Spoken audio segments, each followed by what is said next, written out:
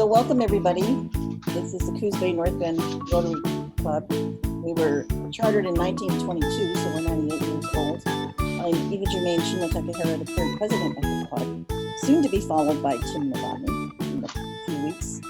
And Bill Greil is co-hosting this with me today, and it's going to go on YouTube, and you will get to see it. So we're going to start with my introduction of Jay Farr. Where are you, Jay? You were there. I'm right here. But I don't see your picture. There you are. Okay. Oh, you don't? There I do now. Okay. Okay. So this is Jay Farr. Many of you know him. Most of you know who he is. He was born in Coos Bay. He was a classmate of Steve Prefontaine. He's a runner and a swimmer. He still holds the 4x400 meter relay record for the school and the county. He has a Bachelor of Science in Chemical Engineering from Yale, which he received in 1973. After that, he went as a mechanic on a Land Rover adventure from London to Nairobi. He received his Master's in Business Administration from Stanford in 1976. He's part owner of Farr's Hardware, which was founded in 1916. He is active in Rotary and World Community Service. He helped the late Mike Hosey collect medical equipment and supplies to send to places all over the world. He has, as he put it, took on the challenge 3 years ago of restarting the Community Concert Association, and that became a Rotary project. He's physically active. He averages 6 miles walking he averages 6 miles walking in his shop.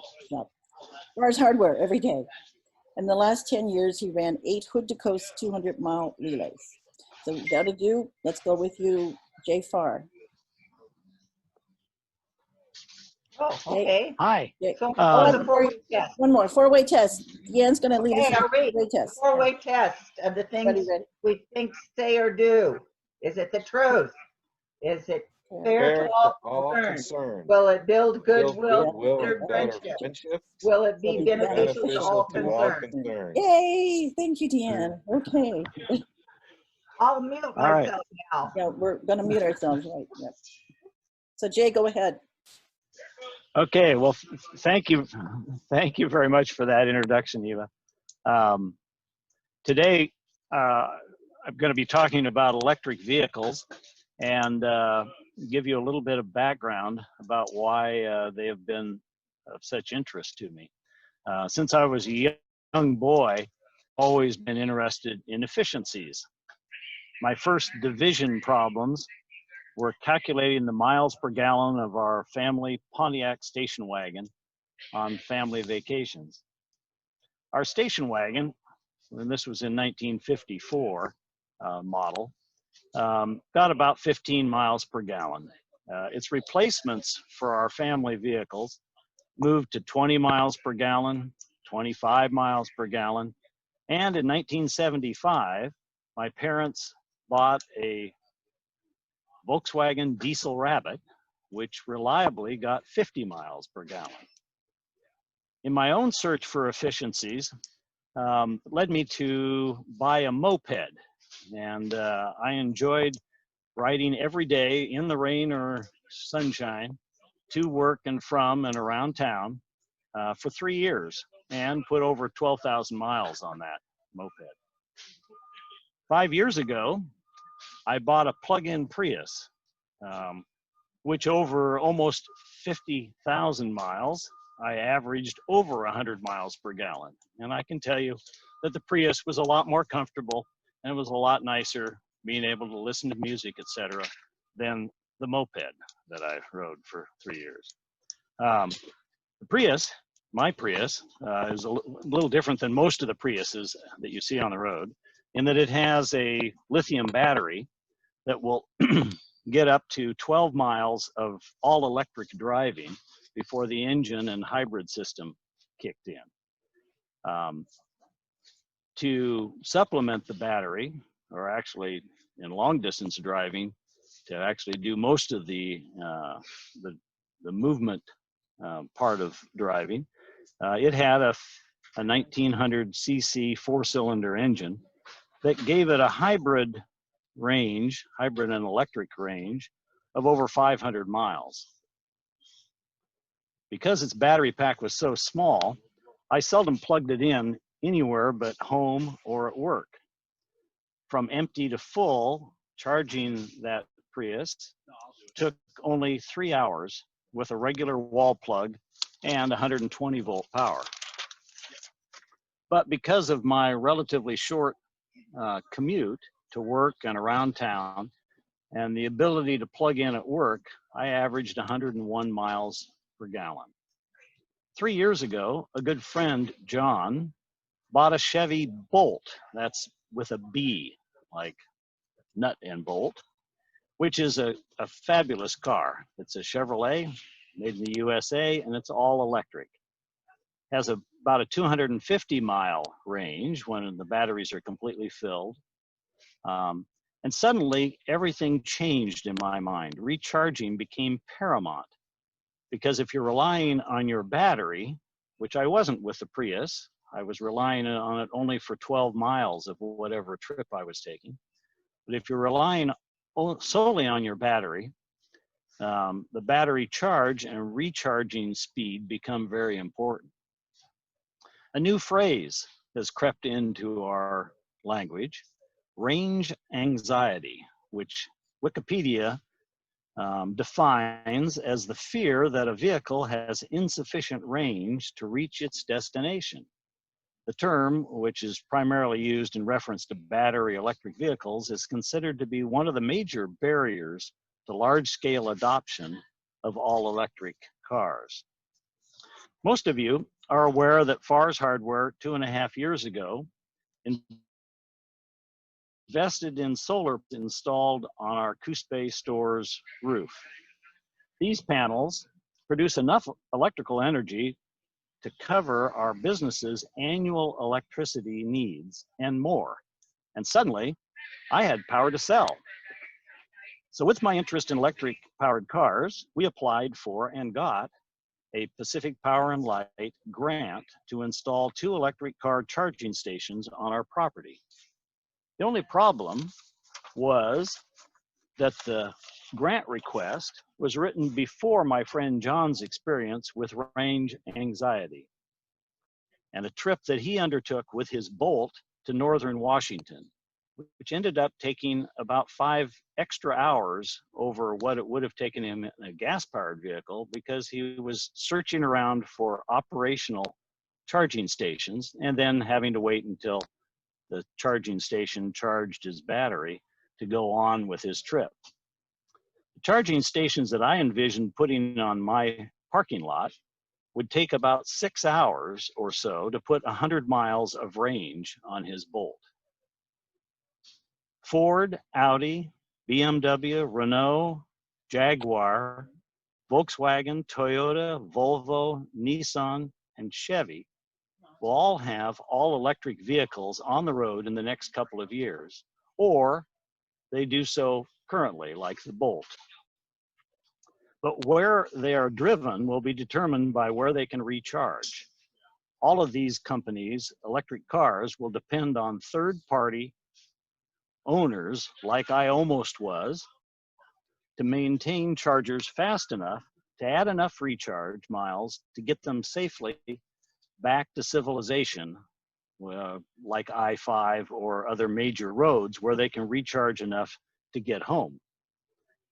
If we want electric car owners to come to Southwestern Oregon, we will need to provide fast recharging. 6 months ago, I bought a Tesla Model 3, 5-passenger, 4-door sedan. It has a full battery range of 320 miles. I've made a number of trips to Portland and even outside of the state. And that 320 miles is enough to get you anywhere in the United States with Tesla's supercharging network. I've put 12,000 miles on that car since December, and Tesla has invested in infrastructure all over the country. You may have seen the charging units down in Bandon at Ray's Century Market. They're very prevalent, and however, most of the Tesla superchargers that I have used have been on back corners of lots and not very obvious. The goal, from Tesla's point of view, is to have superchargers 100 miles apart, so you can go anywhere in the country with plenty of range and no range anxiety. Remember my Prius, 4 miles of charge per hour. So in 1 hour, it would put 4 miles of battery capacity on the batteries. Or Farr's Pacific Power and Light charger would do 15 miles of charge in an hour.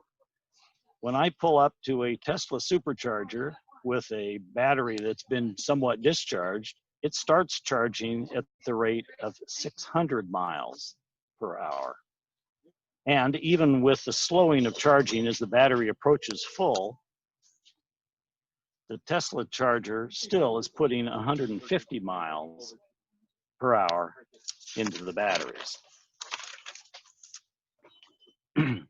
Let me show you a couple of still pictures that I thought might illustrate some of this. We'll see how clever I am at doing this.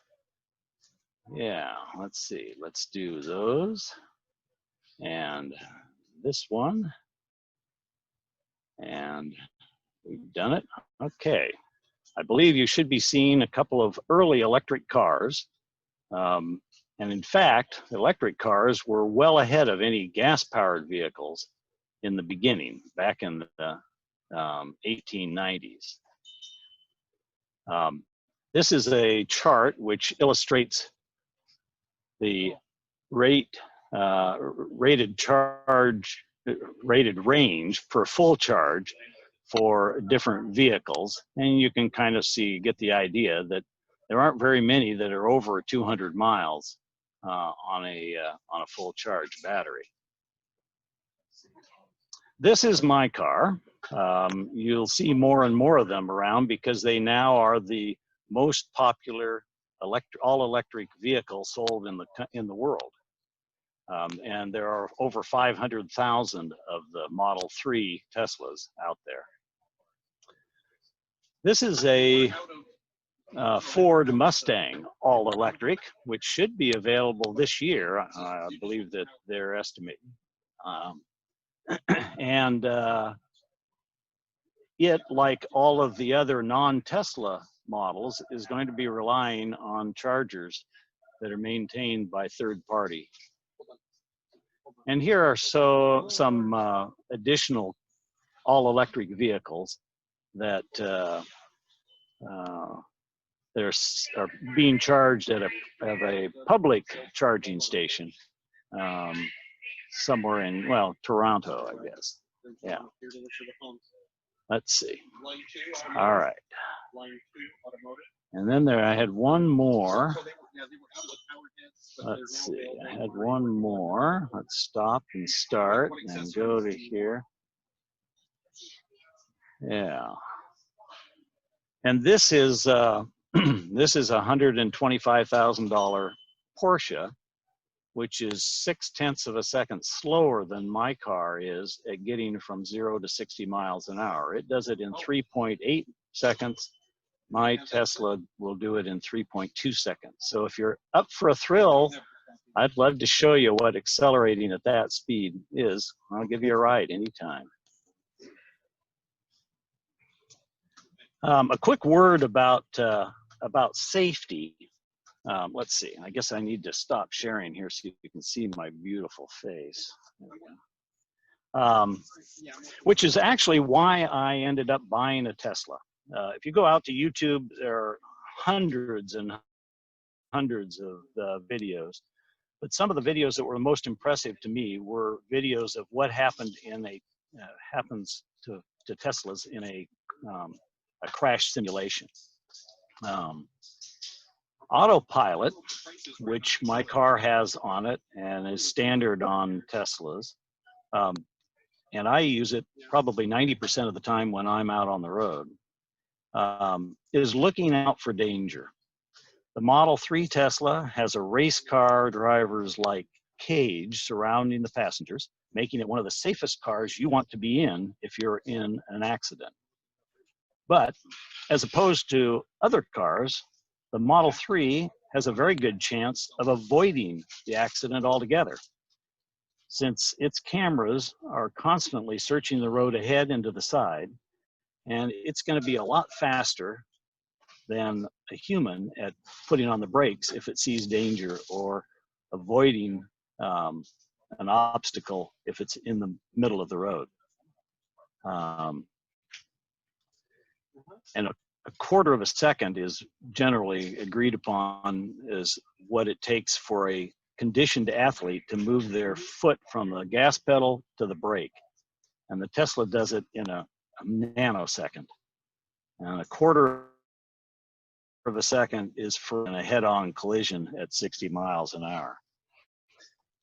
Fun stuff.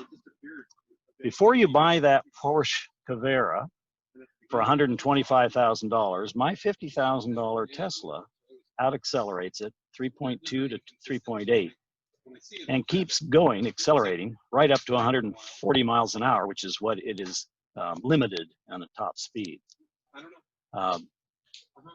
Because pictures are worth 1,000 words,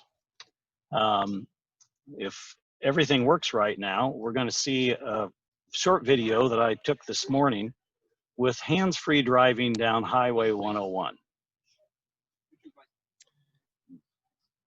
Okay, let's give it a try, Jay. Let's see if this works. All right. Tell me, are you seeing the video now?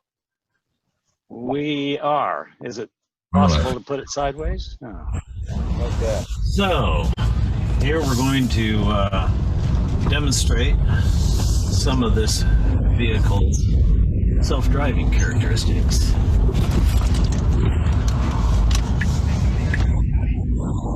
Let's see here. Oh, yeah, and it's accelerating. Okay. We want to keep this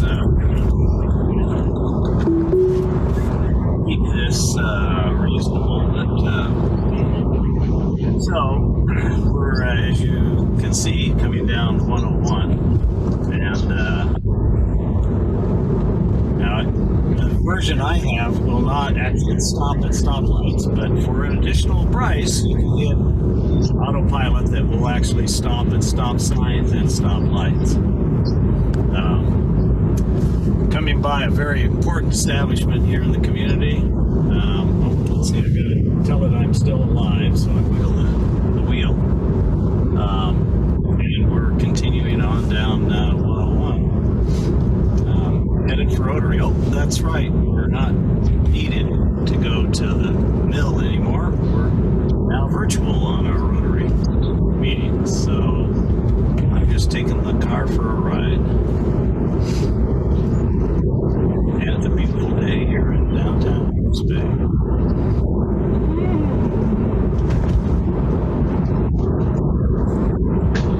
Wiggle every once in a while, making sure that it knows that I'm still awake and haven't gone to sleep. I'm also not touching the foot pedals because it will come to a nice comfortable stop as well. To stop and go traffic in metropolitan areas makes this car worth every penny because it will just keep you in the middle of the lane and keep up with traffic as it stops and starts, and you can do whatever homework you might have to do as it drives you down the road. It's a fabulous system, and as you can see, it works not only on highways with a definite fog line, but also highways with a curve and with cars and that sort of thing. So here's your future, you under 50-year-olds who will undoubtedly have an electric car in your future. How about that?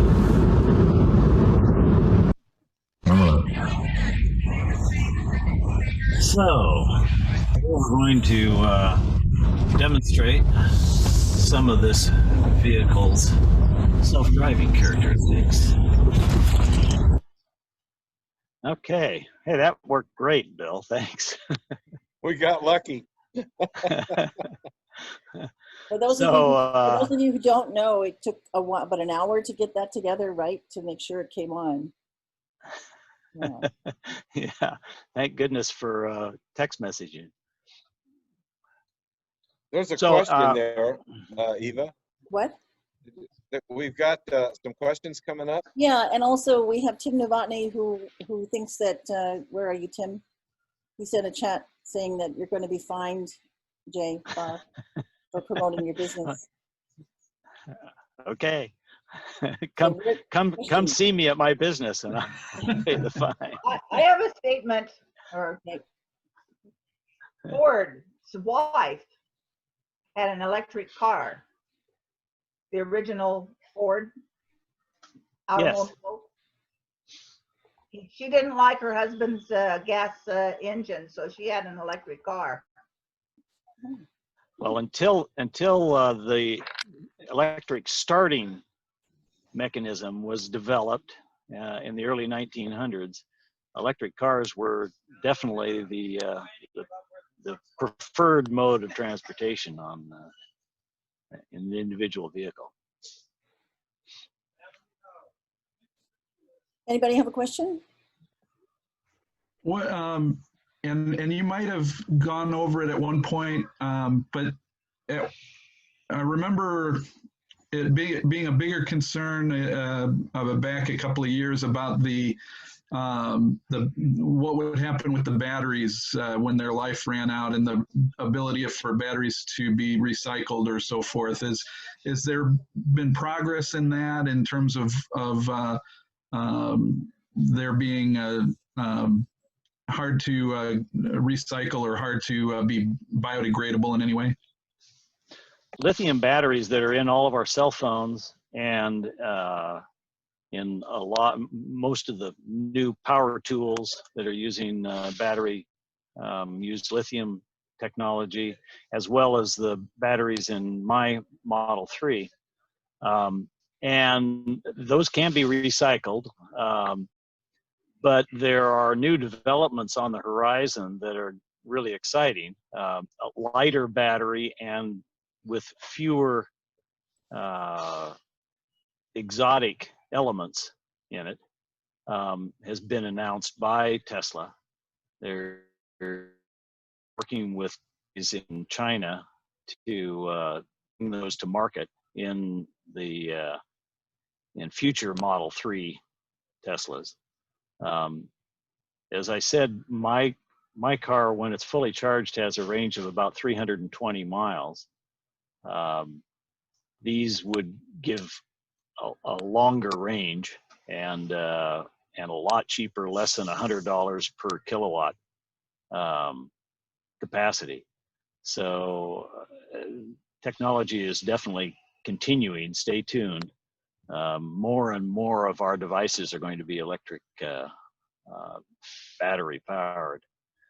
It's been suggested that when the volume of these vehicles gets high enough, they could be used for instantaneous demand uses of electricity, feeding power back into the grid. So there's lots of exciting things on battery technology. Where do you charge yours? Primarily here, because we don't have a supercharger in Coos Bay. The closest one is Bandon, and then the next closest one is Springfield. I charge actually at home and mostly at the store. Between the two locations, that's almost 24 hours a day, and at 4 miles per kilowatt or 4 miles per hour added to the batteries, that would add about 100 miles to the capacity on my batteries each 24-hour period. So unless I'm driving more than 100 miles per day on an average, I can keep up with it just on a plug-in 120 volt outlet. Angie Miller has a question, and she's going to she typed it. What happens when you turn on a blinker? Can you put it in a destination? Not with the software that I have, but with an additional expense, you get the software that that will enable you to say, take me to grandma's house, or would allow you in the Fred Meyer parking lot to have the car come pick you up. My software will not allow me to do that. The other thing that's neat about Tesla, I sound like a Tesla commercial here, but is that they have frequent upgrades to the software on the car. When I first got my car, I came home and there was a software update available, which added 5% to the power that it was able to put out. When I bought my car, there was no, the software did not identify stop signs or stop lights. That's been an added feature. So they're constantly improving the car. For those of you who are aware of how quickly cars depreciate when you drive them off the lot, it's kind of neat to have a company actually adding value to the car after you bought it. She also asked what happens when you turn on a blinker.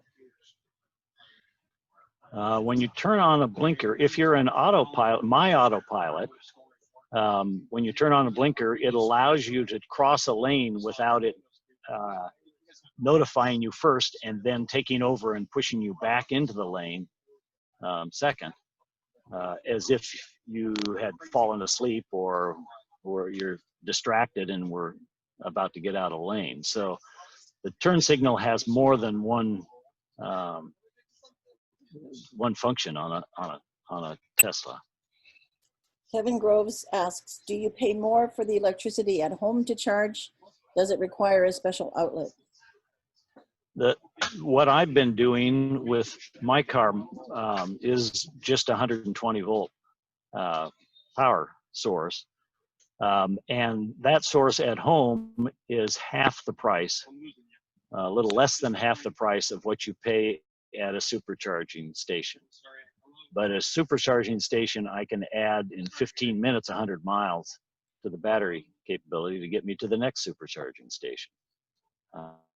Hey, Bill, you've got a question. There is an advantage to charging on your own power. Well, yeah, Jay, I was just wondering if the software has help for parallel parking, and how would it know if there's vehicles coming up from behind and, you know, all that?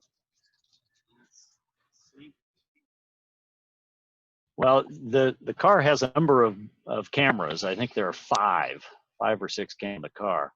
So if you want to parallel park, you pull up slowly, and there's a couple of buttons you push to notify it that you want to park, and it will back up and park and let you know when it's done. So and as a follow-up, have you had some weird reactions from people if they see you driving down the road with both your hands visible? I haven't really noted that. It is fun to stop at a stoplight with somebody who's got a big hot something or other and just leave them in the dust. But I guess that's the 18-year-old in me. Kevin Groves asks, does it read weather in autopilot? Does it read weather? In autopilot. Well, no. I mean, it's got a great navigation system that will get you to anywhere on Earth, or at least anywhere that I've tried to get it on Earth. Very, very easy to use. Whereas my Prius, I never could figure out how to use the navigation system in it. I'm not really a novice when it comes to computers, but yeah. Angie Miller has a question here. It's a bit interesting. It made me laugh. What about when you are drunk? Will it drive you or will it stop you? Well, if you can't respond to its, I don't know whether you noticed in the video, but at least 4 times I've moved my hand to the steering wheel and wiggled it to notify the car that I was still awake and alert. If you can't do that, it will pull over and park. Oh, good. Leanne is asking, what is the cost of a charging station, at charging stations? It's typically, I think it varies a penny or two, although they are all owned by Tesla, which is the other difference between other all-electric car companies. They charge about 26 cents a kilowatt hour. And I believe in our area, we're paying about 12 cents a kilowatt hour. The kilowatt hour will take you, I'm averaging 410 watts per mile. So just over 4 miles for a kilowatt. So that's 3 cents a mile for fuel. If it's on my plug-in, it's more like 6 or 7 cents a mile for a supercharger charge. There are also a number of motels, restaurants, and other facilities that have complimentary Tesla chargers that Tesla has set up.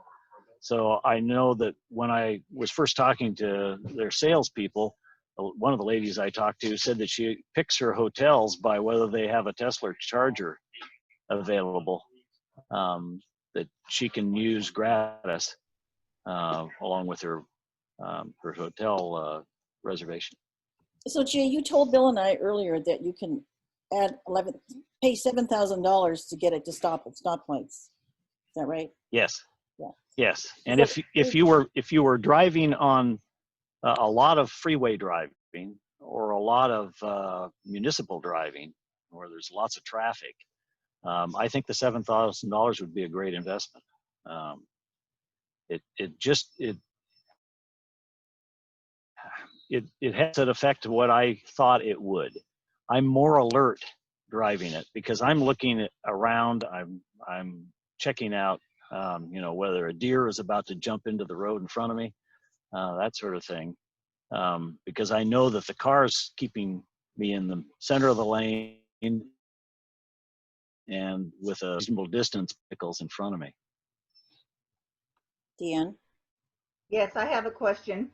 Do you think that eventually on taxes that we pay for our gasoline for roads and improvements, that they'll start taxing you, the electric cars, on how many miles you drive a year? I think that would be fair. Right now, the only way that electric cars help to pay for the roadways is with our licensing, and it's a more expensive license than a gasoline Okay, that's car. 2 questions. Yeah.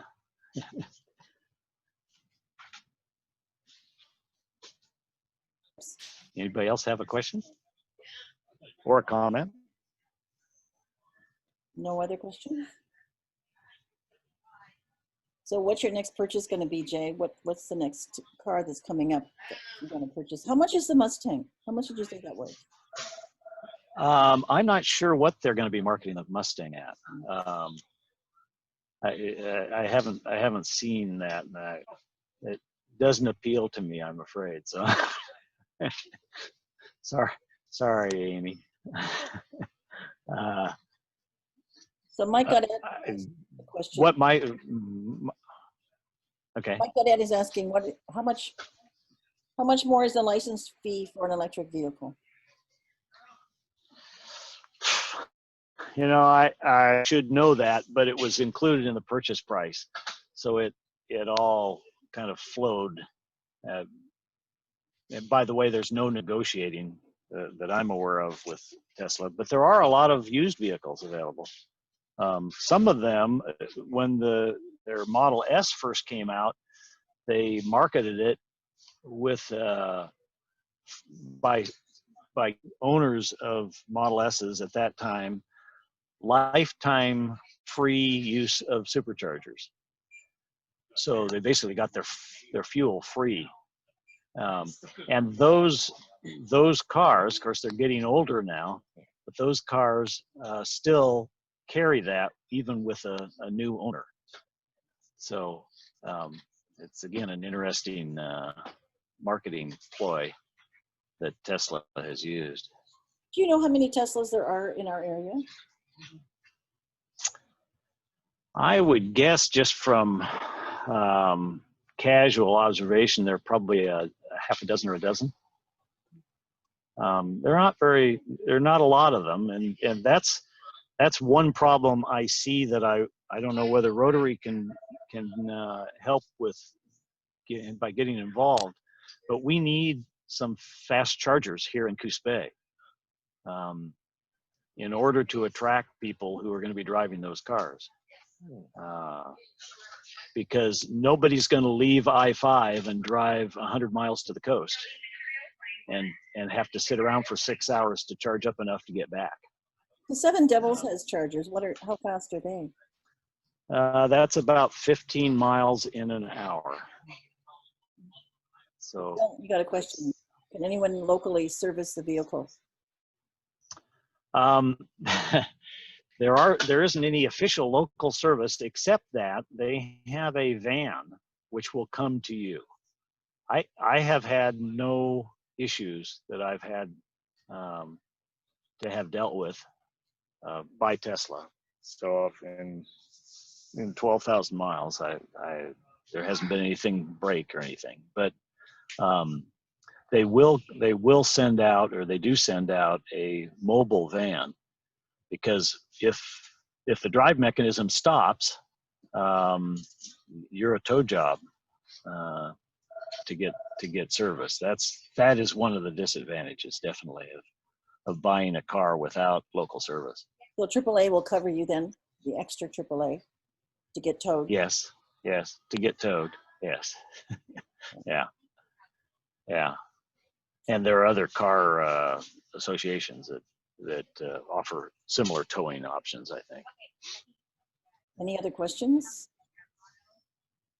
No other questions? Thank you very much, Jay. That was most informative. We learned a lot. Well, as I said, the invitation's out. If you want to experience a ride in a Tesla, let me know. It could be a very expensive ride. Oh, really? Expensive? Well, you may change your whole opinion about electric cars. Right. Are you going to work on a commission with Tesla to see how many of us we purchase? Well, when I bought mine, the incentive that they were offering at the time was for anyone who had convinced or helped convince a driver to buy a Tesla, they got 1,000 miles free at superchargers.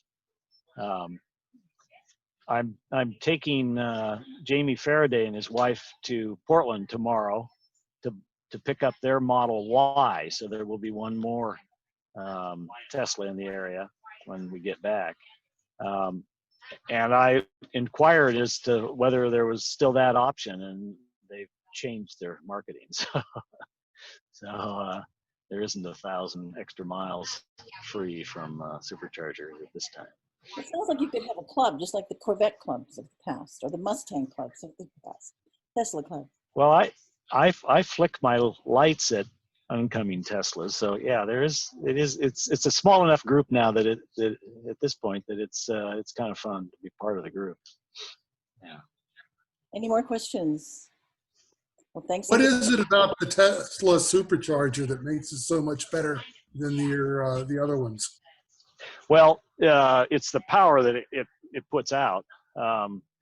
There's another group, a wholly owned subsidiary of Volkswagen. It's called Electrify America, and they have chargers. They're attempting to do a similar grid arrangement with their chargers all over the country.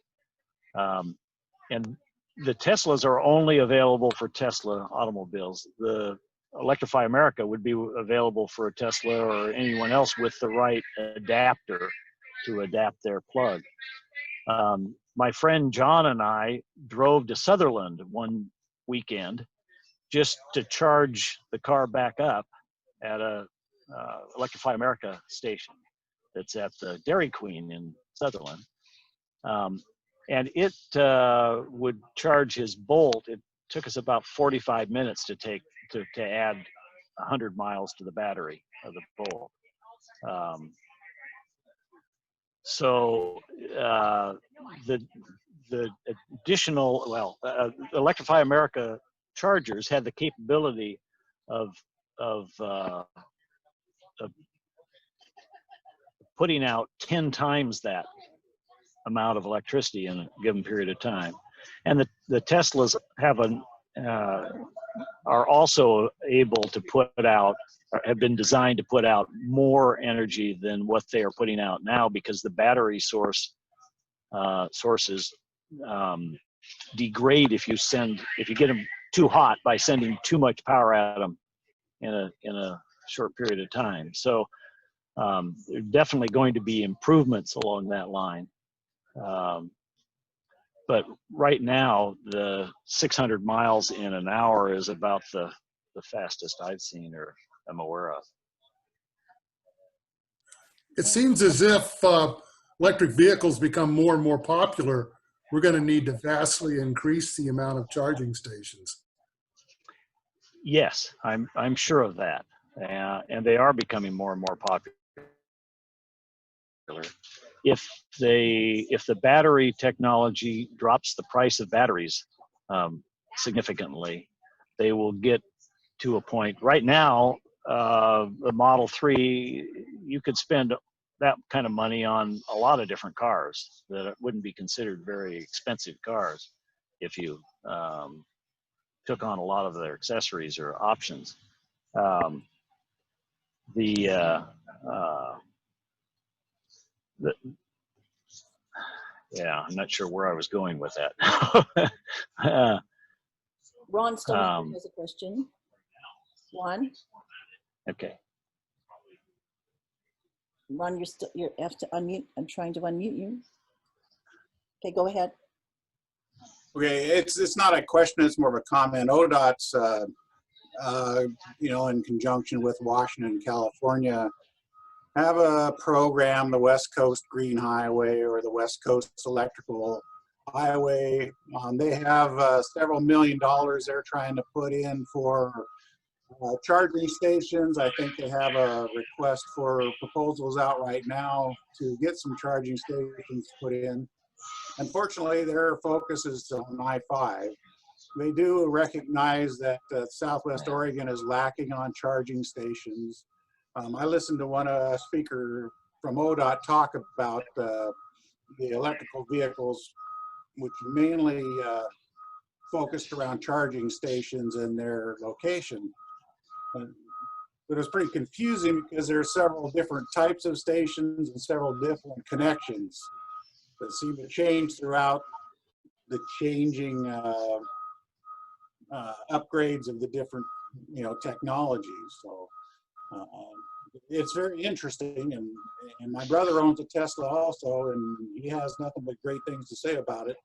He says they have to plan their trips basically around the charging stations and finding places where his wife can shop for a few minutes while they charge up, or whether they go get some dinner.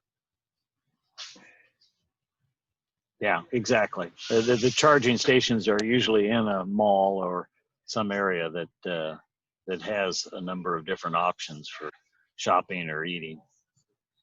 I mean, there are plenty of maps out there showing where charging stations are located and whether they're level 1, level 2. I don't see any that really recognize supercharging stations, but it may be under a different name. Yes. Well, if you're in a Tesla, all you have to do is ask navigation to get you to the closest supercharger, and it'll lead you right to it. I did notice on their map that the Itty Bitty Inn has a Tesla charging station. That's right. It's probably a level 2, which would be 15 miles in an hour. But overnight, that would get you somewhere.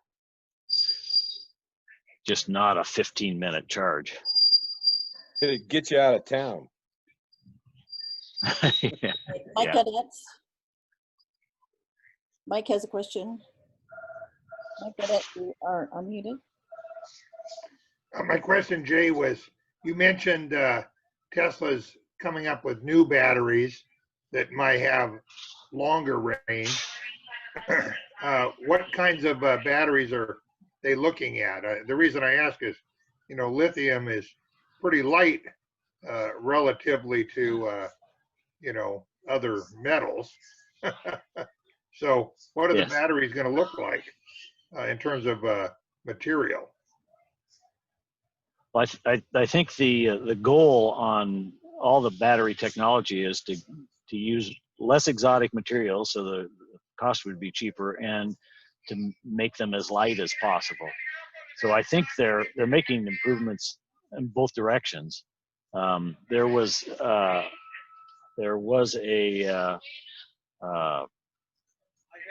Elon Musk, the CEO of Tesla, was going to make some kind of an announcement sometime soon about batteries.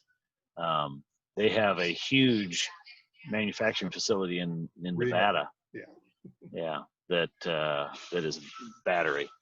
And for all of you who were awed by the recent takeoff launch of the SpaceX and the return of their reusable pieces, which is incredible to land on a moving barge in the middle of the ocean.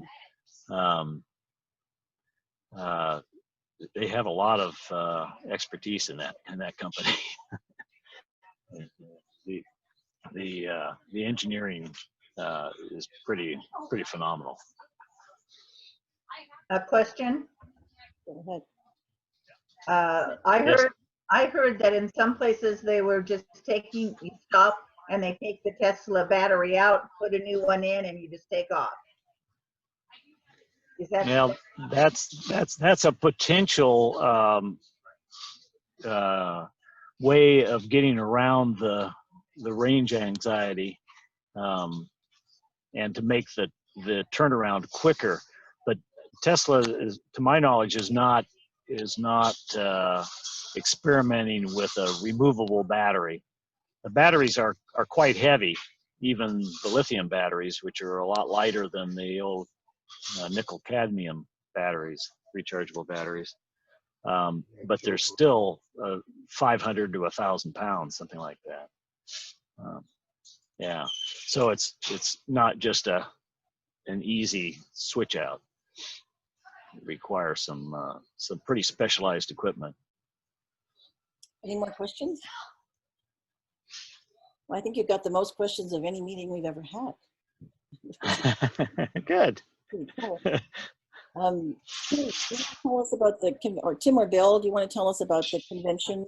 I signed up for a number of activities, programs, convention in Honolulu, but they're doing it virtual reality. I put that in one of the emails.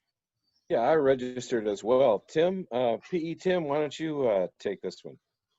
Sure. So instead of having a live convention for Rotary International in Hawaii that you would have to pay a lot to go to, although you don't get the Hawaiian ambiance, you get an absolutely free Rotary International experience. And if 400 people turned out to the district conference, imagine how many are going to turn out to Rotary International. And the only thing is that the times are going to be have to be somewhat synced up, although I'm sure we'll be getting some tapes afterwards, or some playback afterwards. But real easy to sign up. I believe that, did they get sent out to every member? Yeah, it's in the newsletter too on how to sign up. So, and I think okay. Real easy to sign up. You can sign up for what you think you can attend, and I've signed up for general sessions. I've signed up for some of the breakout sessions. They are going to have another series of breakout sessions in July, a whole wave of them that will be taking place in July.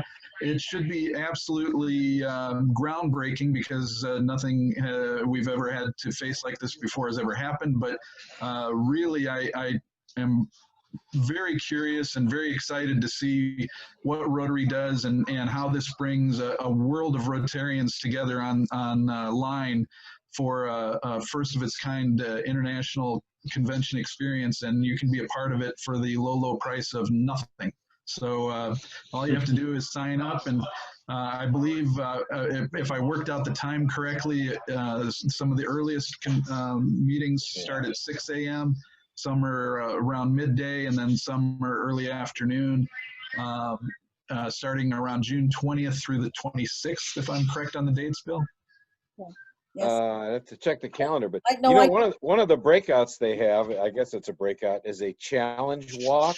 I think Eva, didn't you say you were signed up for the challenge walk? The challenge walk, I don't even know what it's about yet, but I signed up for it, and you could win a trip. You're free, not the airfare, but you could win the registration to Taipei, Taiwan. To Taipei, yeah. Well, Joe Benetti's a 15 to 20,000 step per day guy. I'd put my money on him to have a good chance of winning the thing if he entered it. I think it's going to be interesting because it's going to teach us how to continue with Rotary in this age of virtual reality. For a whole lot of ideas, I'm sure they'll be there for you, especially. There's a friendship room that I think is going to be set up 24/7 that you can basically go and, as my understanding, it looks like you can go and visit and see who's there and engage with Rotarians from around the world. It sounds like just an absolutely intriguing and exciting opportunity, and I hope everybody takes part in at least one event, because I think it's just going to be just a wonderful experience, making lemonade out of lemons. The Friendship House shows all the different side committees and programs that Rotarians do around the world, such as beer drinking clubs, Rotarian beer drinking clubs, aviation clubs, RV clubs. Well, you had me at beer drinking clubs, that's all. And wine clubs, and they're going to put a champagne club up soon, I think. We got to get some pizza eating clubs in there. Maybe that's our next. But I would suggest that everybody dress up in Hawaiian garb and do all that for the pictures. So, okay. Anybody else have any announcements? On our meeting then, the 23rd, we should all have our Hawaiian clothes on, because it's during that session, during that time. Yes. There you go. She's right. There you go. Okay. So Angie Miller says she'll be registered by the end of the day. Right, Angie? Perfect. I also want, one thing I will say, please give your warm, I know it won't be official till July 1st, but it's kind of semi-official. Last week or 2 weeks ago, I announced that I was stepping in as interim wine walk committee chair. Angie Miller has graciously announced that she will accept my my offer to have her take over as committee chair of the wine walk. So I am very appreciative of Angie taking that mantle, and know she will do great things with it. And we are going to see what opportunities and things lie out there for us in the wine walk. And we're already hitting the ground and trying to talk to some of the people out there and seeing what their thoughts are in the business community and seeing what their thoughts are. But Angie, thank you very much for that. Thank you, Angie. Thank you, Tim. Deanne and I still have those sling water bottles, sling carriers to sell. We're going to sell them at the farmer's market, but the farmer's market is not taking such items, only food. So now is the time to get them, because the proceeds go to Polio Plus, but they're very good for carrying around your water bottle, because you don't want to put down and buy another water bottle because you don't want to touch things. So you've got that, and it'll hold your keys, your credit card. They're great for going into the grocery store with your wallet and your cell phone. As women, we don't want to be carrying a big purse anymore. We just want that little thing. So it's pretty cool. We've got the hand sanitizer. So, Eva? Yes. I just want to thank Jay for a great program. And I just want to say for the record, the judge ought to take official judicial notice how early he was for this meeting. This ought to be worth a number of credits, because Jay, I don't think you've ever been early for a Rotary meeting. So kudos to you. Acting pro bono as defense attorney, trying to weigh the surreptitious look over at his business as he was driving by. We'll take that into consideration. Any other things? Well, with that, I'm going to close with a quote from Barack Obama. I've closed with a quote in regular meetings where we were in person in the past. I've never quoted Barack Obama, but this point in time, when one of our focuses in Rotary is peace and conflict resolution, this is what President Barack Obama said. Learning to stand in somebody else's shoes, to see through their eyes, that's how peace begins. It's up to you to make that happen. Empathy is a quality of character that can change the world. We all need empathy right now.